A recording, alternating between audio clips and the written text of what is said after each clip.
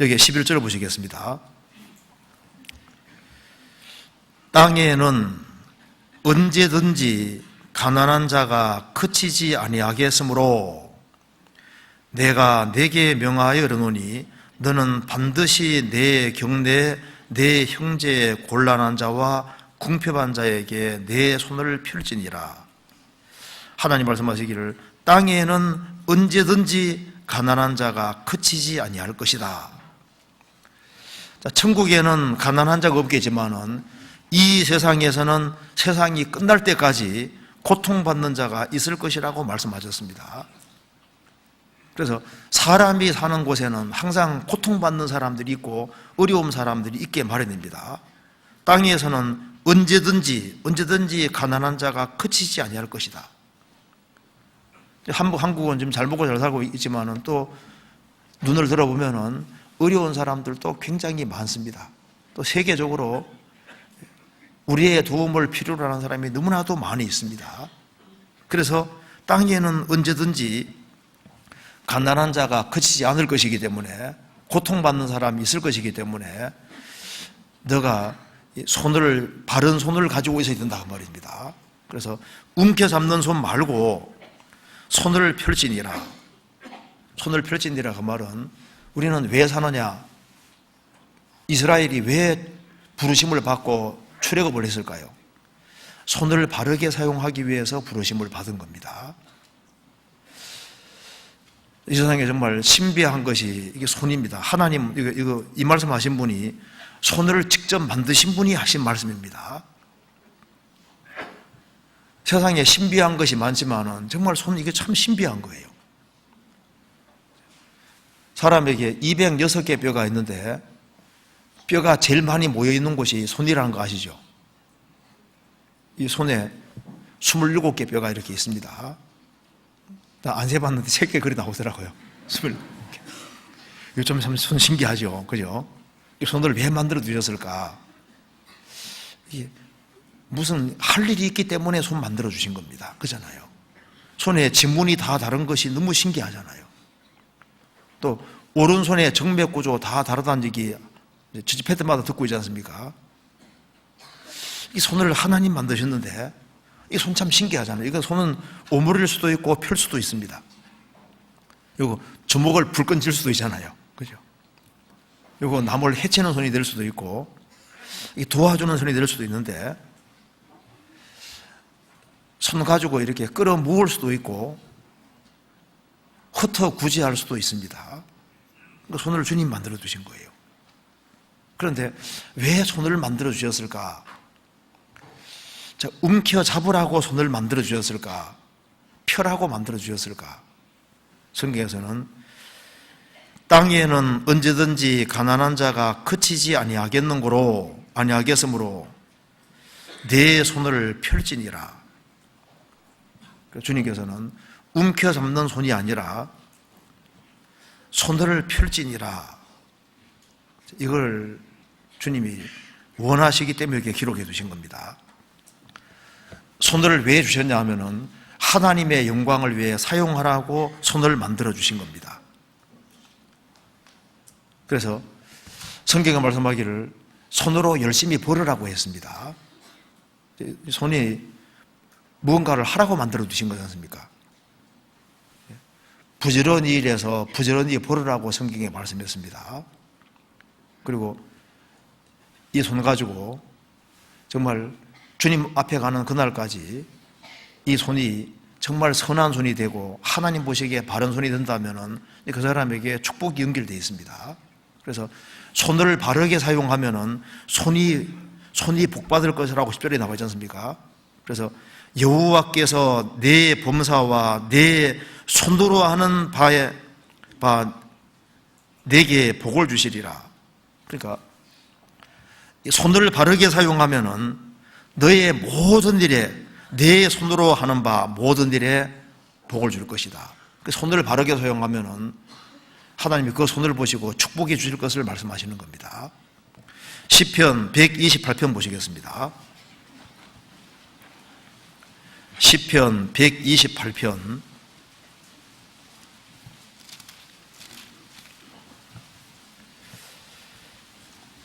1절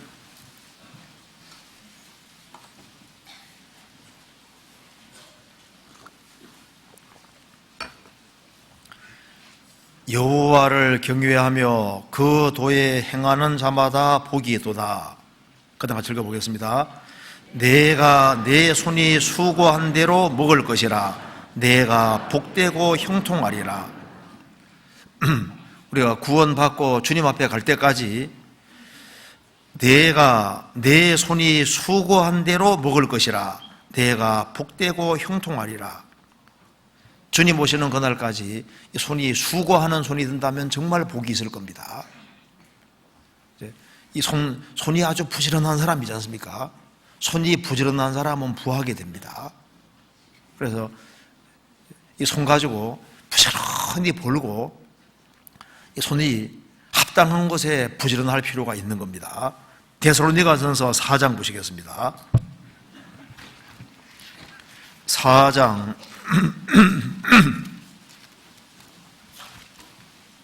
11절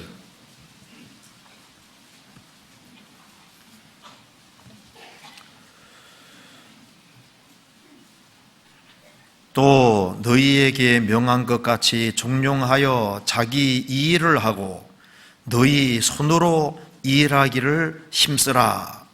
일하라고 되지 않고 일하기를 힘쓰라.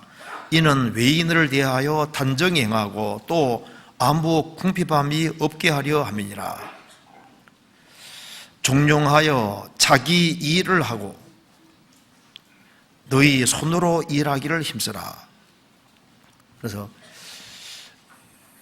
건전하게 성실하게 열심히 벌으라고 말씀하신 겁니다. 열심히 벌고 이제 벌어서 이제 그 다음이 문제입니다. 이제 열심히 벌었는데 움켜잡지 말고, 그 다음에 성경 신명기 15장에서 반드시란 말이 들어가 있습니다. 찾아봅시다. 신명기 다시 한번 봅시다. 신명기 15장 다시 봅시다. 15장 10절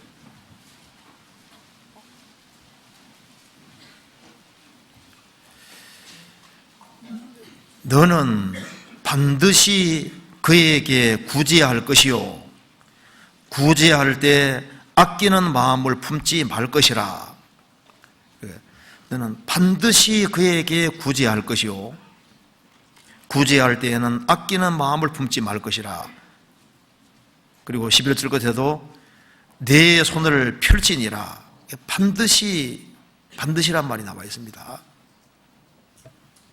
그러니까 우리의 손이 반드시 펼치는 손이 되어야 될 것을 말씀하신 겁니다. 손 펼친다는 말은 그 사랑을 실천한다 그 의미입니다. 우리를 왜 구원하셨냐면은 다른 사람에게 실제적인 도움을 주기 위해서 우리를 부르신 겁니다. 우리 시대는 말세 중에 말세입니다. 그래서 모든 것을 움켜잡는 시대가 됐습니다. 집에 가면 옷도 너무 많죠. 안 쓰는 것이 너무나도 많습니다. 많이 움켜쥐고 쌓는 시대가 되어 있습니다. 너무 많이 쌓고 있어요. 그런데 반드시 구제할 것이다. 반드시 손을 펼치니라. 그래서 사랑을 실천하고 다른 사람에게 유익을 줄 것을 말씀하고 있는 겁니다. 그러니까 내가 왜 구원을 받았느냐, 도대체 내가 무엇을 하고 사느냐, 그걸 생각을 해봐야 됩니다. 내가 마땅히 할 일을 정말 하고 있을까?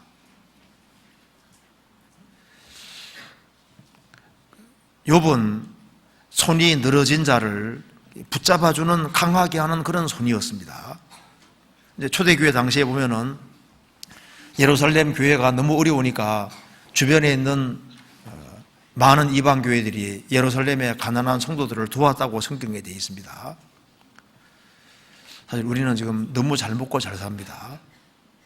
그런데 우리가 조금만 마음을 낮추면은 우리의 도움을 필요로 하는 사람들이 굉장히 많다는 걸 알 수 있습니다. 그래서 움켜잡지 말고 내 손을 불쌍한 사람에게 펼치니라. 그 말은 우리는 단독으로 사는 것이 아니라는 겁니다. 우리는 공동체 안에 있는 겁니다. 공동체. 무리 안에 있기 때문에 우리가 구원받은 그날부터 우리가 접촉하는 많은 사람들이 있고, 그래서 우리가 더불어 사는 세상입니다. 그래서 내가 이웃에게 도대체 뭘 하고 있을까? 형제자매에게 도대체 뭘 하고 있을까? 성경에 서로 무난하란 말이 성경에 많이 나오지 않습니까? 내가 정말 이기적으로 살고 있을까? 형제자매들에게 서로 무난하고, 서로 화목하라는 말씀도 있고, 서로 용서하라는 말도 나와 있고, 서로 사랑하라는 말이 나와 있고, 서로 돌아보라는 말도 계속 나와 있습니다. 그리고 서로 발 씻기라는 말도 나와 있고, 그래서 우리는 주님 앞에 갈 때까지 주변하고 연결이 되어 있는데, 내가 이기적인 것 때문에 내 도움을 필요로 하는 사람이 있는데 그 사람들을 외면했을 때 그가 여호와께, 너를 여호와께 호소하리니 내가 죄를 얻을 것이니라. 그래서 이웃에게, 형제자매에게, 이웃에게 어떻게 했느냐, 그것에 따라서 죄가 될 수도 있고 축복이 될 수도 있다는 겁니다.